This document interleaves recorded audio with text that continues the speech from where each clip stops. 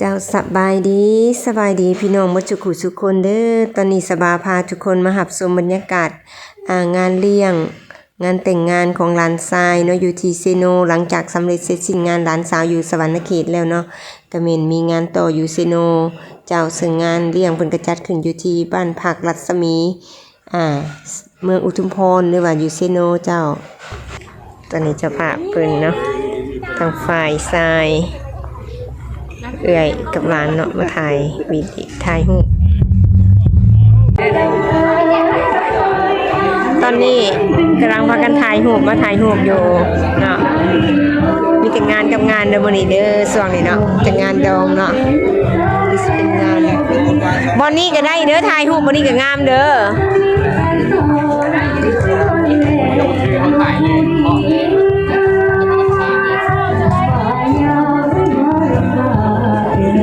สบายดี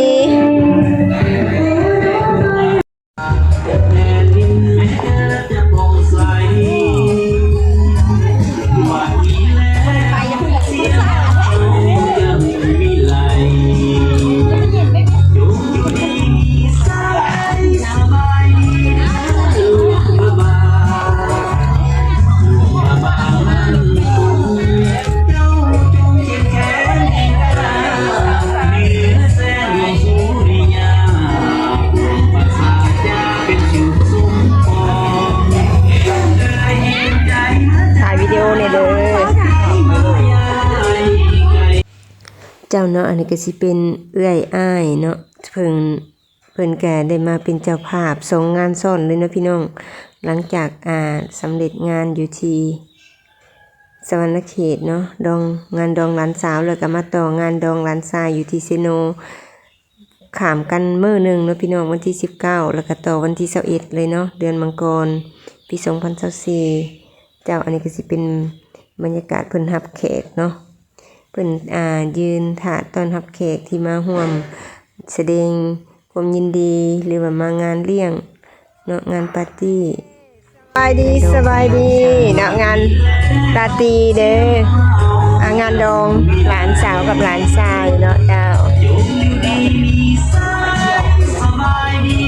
อยู่ที่เซโนเดี๋ยวนี้เด้องานดองปาร์ตี้งานลาตีเนาะสบายดี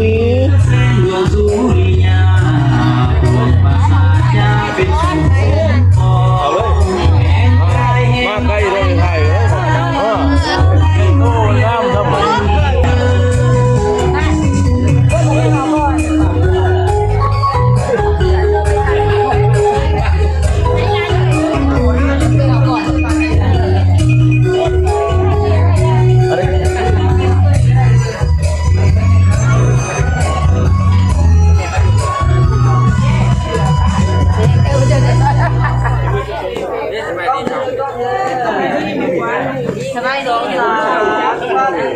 เรียกเธอตุ้ยพี่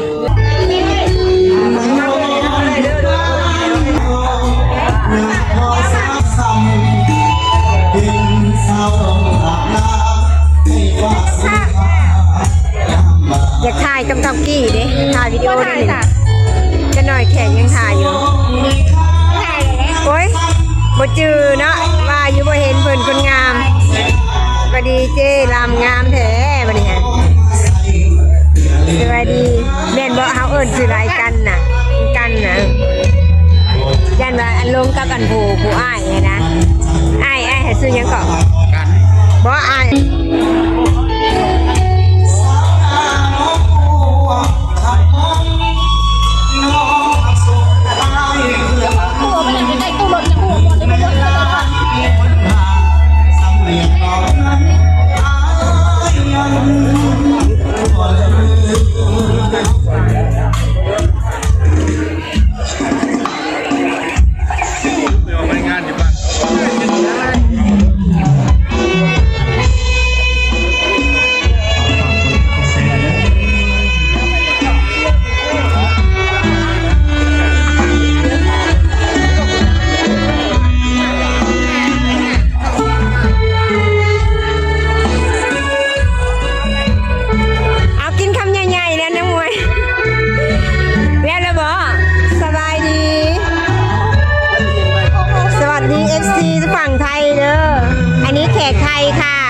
จากหนองคายมางานแต่งของญาติอยู่ทางฝั่งลาวเจ้า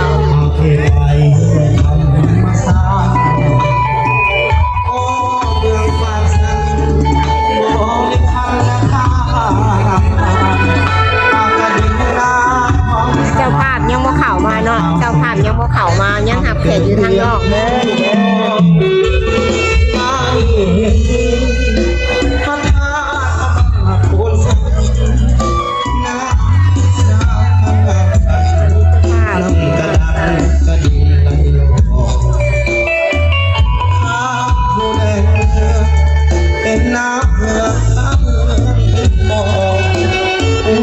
ป้าทอนสบายดีป้าทอนเอายังบ่ได้กินบ่ทางนี้ดองยูซิโนมาดองหลานได้นี่ป้าทอนไปถูกงานเลยลูกหลานแต่งงานนี้เห็นได้ทุกคนเลยทีมงานประมาณนั้นเนาะเจ้าเนาะอันนี้ก็สิเป็นเอื้อยแล้วก็มีเมดงเนาะจากนครหลวงเวียงจันทร์เจ้ามาร่วมงานนำเนาะ2 งานซ้อนเลยแล้วก็ต่อไปก็สิเป็นการเดินก้าวเข้าสู่อันเวทีของเจ้าบ่าวเจ้าสาวเนาะ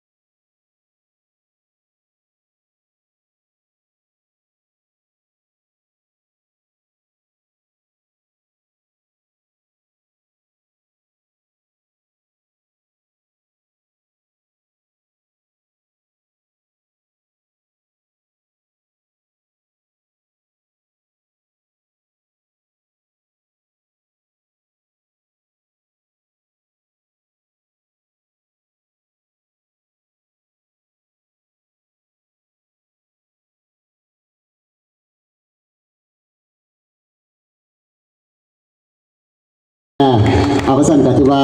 ทั้งเจ้าบ่าวเจ้าสาวคนใดจะฝากสกลสุขภาพตกกายในนาเวทีเป็นที่เรียบร้อยเข้าไปขอถือไปแจกอนุญาตเรียนเชิญต่างหน้าให้แก่เจ้าภาพทั้ง2 กรรม 2 ฝ่ายเนาะขึ้นมามีความเห็นต่อทั้งประธานบรรดาแขกถือเป็นแก่เรียนเชิญ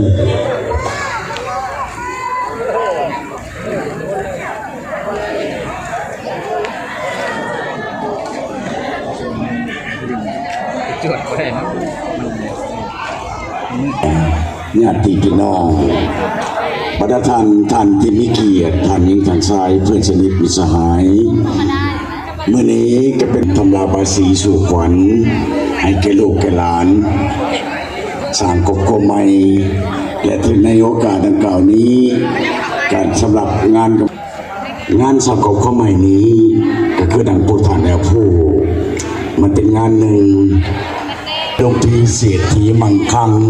หรือจะให้ช่วยสร้างให้เขาเจ้าทั้งสองนั้นเปรียบดังคู่นกผัวและยายประธานนั้นที่มาร่วมในงานนี้ช่วยสร้างเขาเจ้านั้น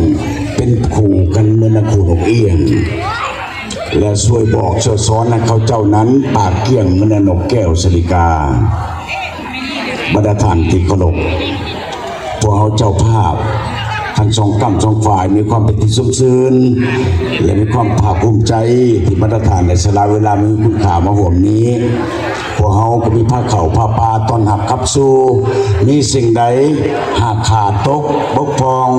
ก็ขอโทษขออภัยมาณที่นี้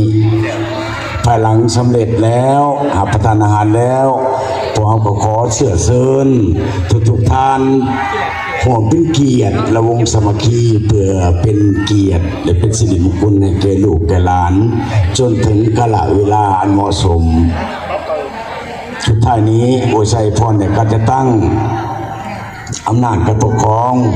เท่าแก่จะช่องคำช่องไฟและก็พร้อมทั้งคู่สมรสก็จงมีสุขภาพเข้มแข็งอายุหมั่นขวัญยืนสำหรับคู่สมรสนั้นก็ขอให้หักกันยิ่งยืนนานเป็นผัวเดียวเมียเดียวอย่าได้เป็นผัวเพียรเมียมานอย่าได้เป็นผัวเมียอัตภานสร้างแต่ความแตกแยกขอให้พวกเจ้าวันนั้นมันเหมือนนังเสือผู้เฮือเด้อลูกเด้อขอให้ผู้ลูกทั้งสองล้านทั้งสองนี้เฟือกันเหมือนนังเสือผูกสร้างคนที่มาร่วมในงานนี้ยกจอกเพื่อเป็นเกียรติและเป็นสิริมงคลในแก่ลูกแก่หลานของในครั้งนี้ขอเชิญอันนี้แม่ขออนุญาตอันนี้แม่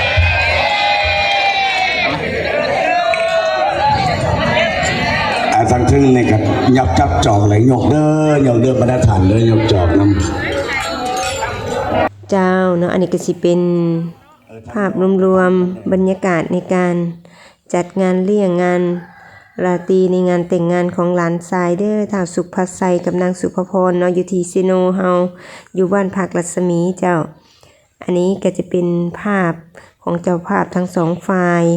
แล้วก็พร้อมทางเขกที่มีเกียรติทุกท่านเนาะได้พากันยกดอกเพื่ออวยพรไสให้ทั้งคู่สมรสใหม่คลิปนี้เนาะสบากสิขอจบเพียงเท่านี้กันเด้อพี่น้องเด้อฝากกดติดตามคลิปต่อๆไปในเด้อเจ้าสำหรับคลิปนี้สบายดี